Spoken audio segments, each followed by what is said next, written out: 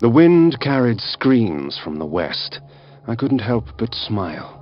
Someone else in this world was suffering more than I.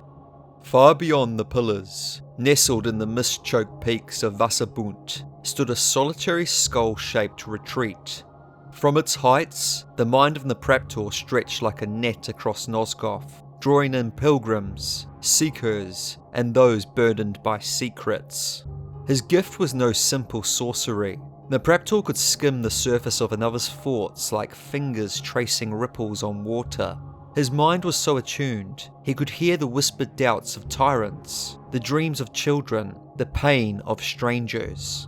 Joy, terror, confessions, all arrived unbidden, flooding his consciousness without rest.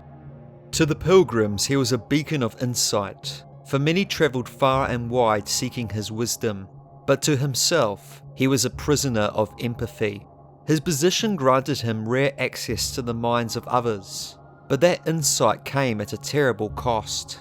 Each emotion he absorbed chipped away at his stability.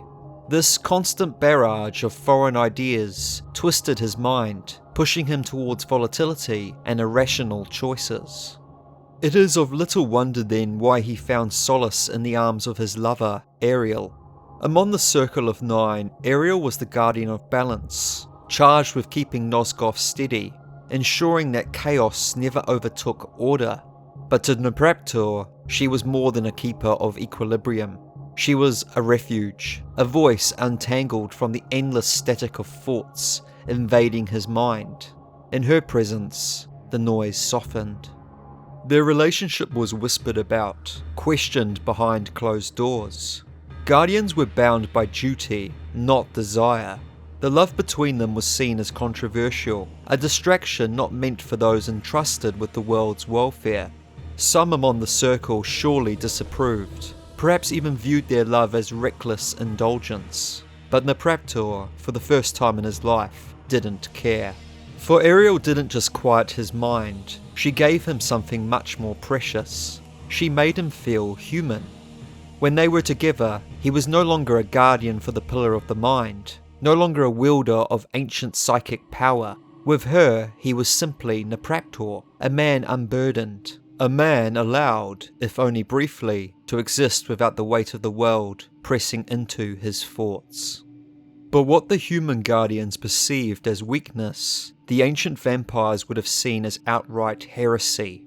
Long before the pillars were erected, the ancient vampires ruled the land. To them, guardians were not individuals, they were instruments of balance, bound by duty alone. Love, attachment, and personal indulgence were weaknesses of the mortal races, distractions that could unravel the sacred order. Had the ancients still held dominion over Nosgoth, Nupraptor and Ariel's relationship would never have been tolerated. The ancients understood the dangers of emotion. They had seen how passion could lead to betrayal, how grief could twist into vengeance. Their rigid discipline would have prevented the guardians from forming attachments, ensuring that no single loss could destabilize the pillars.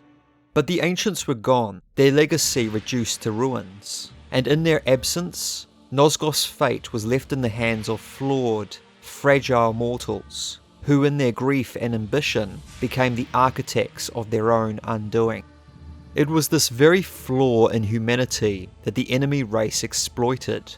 As Nupraptor found comfort in Ariel, a few members of the Circle found themselves ensnared by a far more insidious force. Beneath the surface of Nosgoth, hidden within the shadows of Avernus, the cult of Hashai-Gig whispered promises of power, salvation, and forbidden knowledge. To the unsuspecting guardians, these whispers were seductive, but behind the cult's veil lay the true architects of corruption, the Hilden, ancient enemies of the vampires, bound in exile, yet ever seeking their return.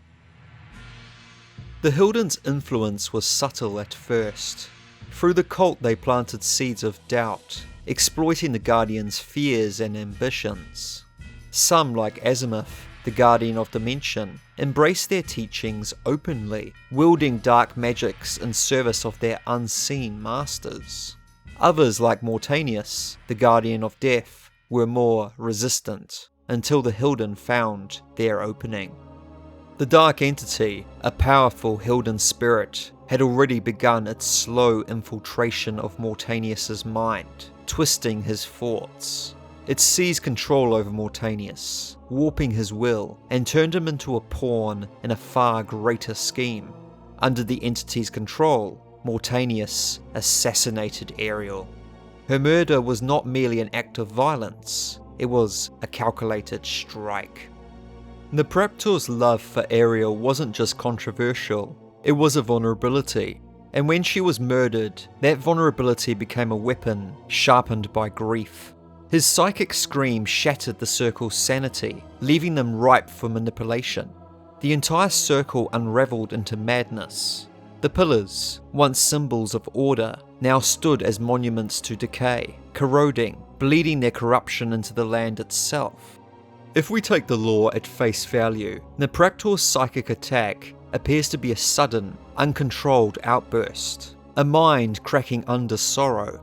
But somewhere deep in the madness, Nupraptor became convinced that a traitor lurked him on the circle, which implies that he knew exactly what he was doing. The character biographies page of the Silicon Knights website suggests that Nupraptor had already signalled out Mortanius as Ariel's murderer. That changes things. If he knew, or at least believed that Mortanius was responsible, then why didn't he attack him directly? The answer may lie in the difference in power. Mortanius was no ordinary guardian, he controlled death itself.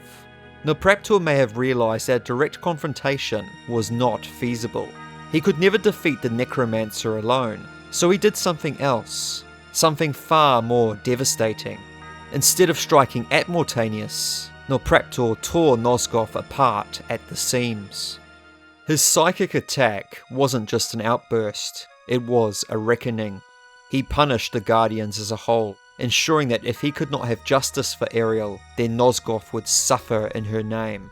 His hatred poisoned the world, twisting the minds of scholars and mystics alike.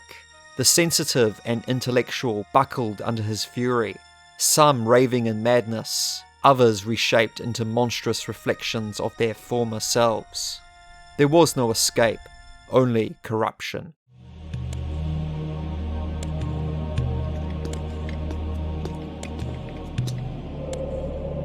Nupraptor, your madness has shattered our dreams and blinded you. In the decades following Ariel's death, Nupraptor withdrew from the world entirely.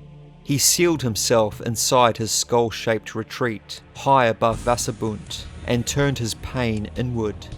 Unable to bear the sight of the world that had taken her from him, he sewed his eyes shut, and with no words left to offer those who remained, he stitched his lips closed. This was not mere madness, it was self-erasure. By the time Kain confronted him, Nupraptor was barely recognisable as a man.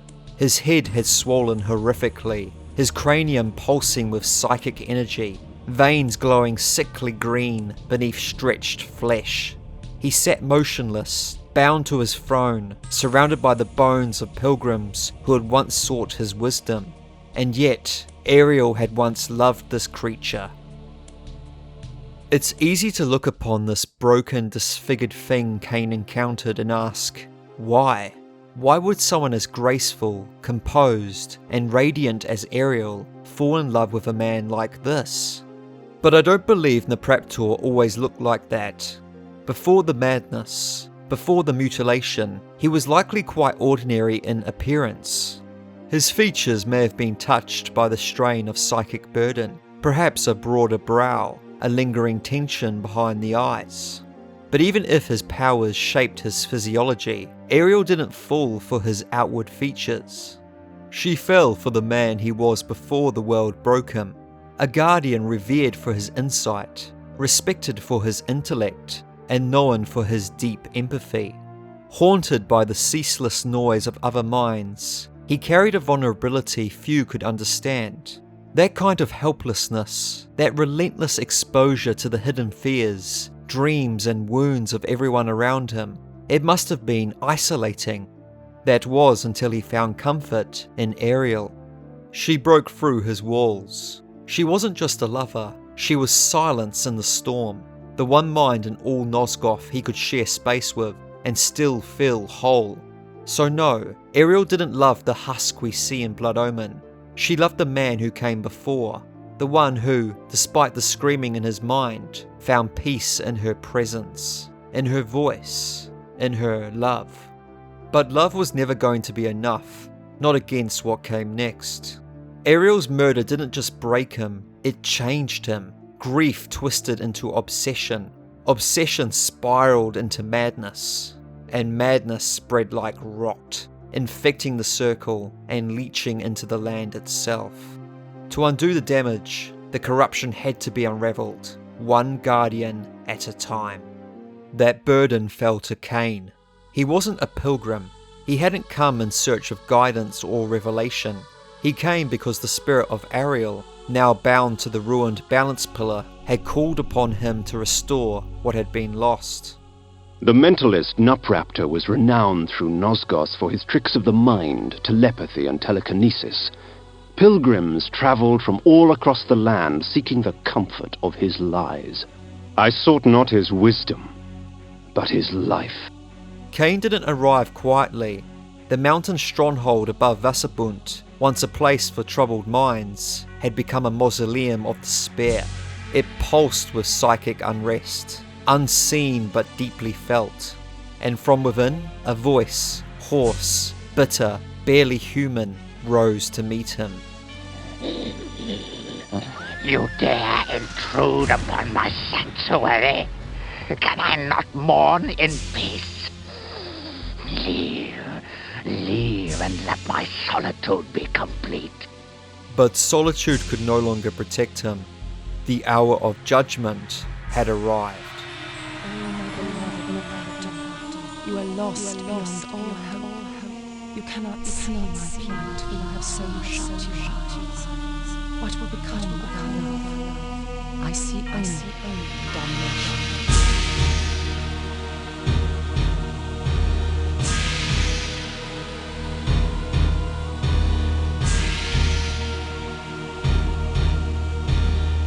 The halls were slick with blood, the stone floors littered with the remains of pilgrims and servants who had once sought wisdom here. Some had been torn apart, others looked as though they had simply stopped, eyes wide, mouths frozen mid-scream. Whatever they had seen or heard had broken them long before death arrived. The deeper Kain moved into the stronghold, the more its architecture seemed to mirror the mind that ruled it. Warped, spiraling, fractured. The walls pulsed faintly with psychic residue, as if the building itself remembered every scream. Amid the carnage, one of the Nupraptor's servants had survived. A girl, barely coherent, muttering half-words through bloodied lips. She spoke of the Guardian's descent, the mutilation, the madness, the infection he had spread. Kain stayed his hand, allowing her story to unfold, and then granted her mercy. I came upon one of Nupraptor's serving girls, catatonic with fear, choking out half-words through bloodied, broken teeth. Although tempted by hunger, I stayed my hand, allowing her to tell her story. She spoke of her lord Nupraptor, driven to insanity by the brutal slaying of his beloved Ariel. She spoke of his self-mutilation, sewing his eyes and lips shut to deny the outside world. Fueled by despair and hopelessness, he turned his magic on the circle, infecting their minds with his madness. Nupraptor cared for nothing now, save his pathetic self-pity. Scars such as hers would never heal. Death would only be a mercy.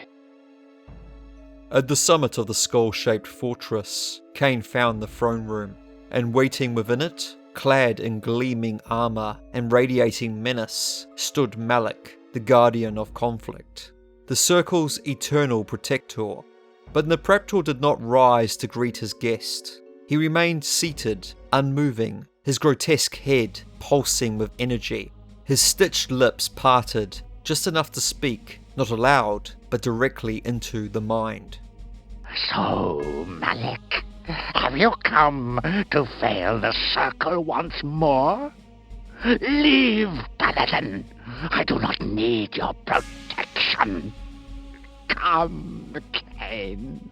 Come, share my pain. So, this was the mentalist Nupraptor, this broken, pathetic little man. Yet crippled as he was, he would not yield without battle. Very well, old fool. If it is death you seek, I will not deny you. Perhaps the reason the Nupraptor dismissed Malik was because he no longer saw the Paladin as a shield, but as a symbol of failure. The one who had failed the circle long ago, and more recently, failed to save Ariel. Or perhaps in his fractured state, Malik's presence was simply unbearable, a living reminder of what had been lost and what could never be restored. Whatever the reason, the message was clear. Nupraptor wasn't seeking protection, he was seeking an ending. Crippled as he was, Nupraptor fought from his throne, using telekinesis, illusions, and teleportation to twist perception and slow Kain's advance. Once Kain was able to approach Nupraptor, he beheaded him, killing the Mentalist and recovering his particularly gruesome pillar token. Perhaps the head of her beloved will convince Ariel that I have accomplished my task. Nupraptor's story is not one of malice, but of a mind that couldn't bear to be alone with itself. Once celebrated for his insight, he had offered clarity to others while battling chaos within. But Ariel was his anchor, and when that tether was severed, everything unravelled. Grief didn't simply consume him, it radiated outward, warping the circle, poisoning the pillars, and leaving a stain that no act of vengeance could scrub clean. In the end, Nupraptor wasn't just a victim of loss, he became its embodiment. If you enjoyed this video peeling back the layers of Nosgoth's darkest minds, be sure to like, comment and subscribe for more character-driven lore breakdowns. Let me know what you think below. Was Nupraptor undone by grief? Or was his mind always on the verge of fracture? And as for Kain, well, he never was one for sentiment. Alas, poor Nupraptor, I knew him well. Well, not really.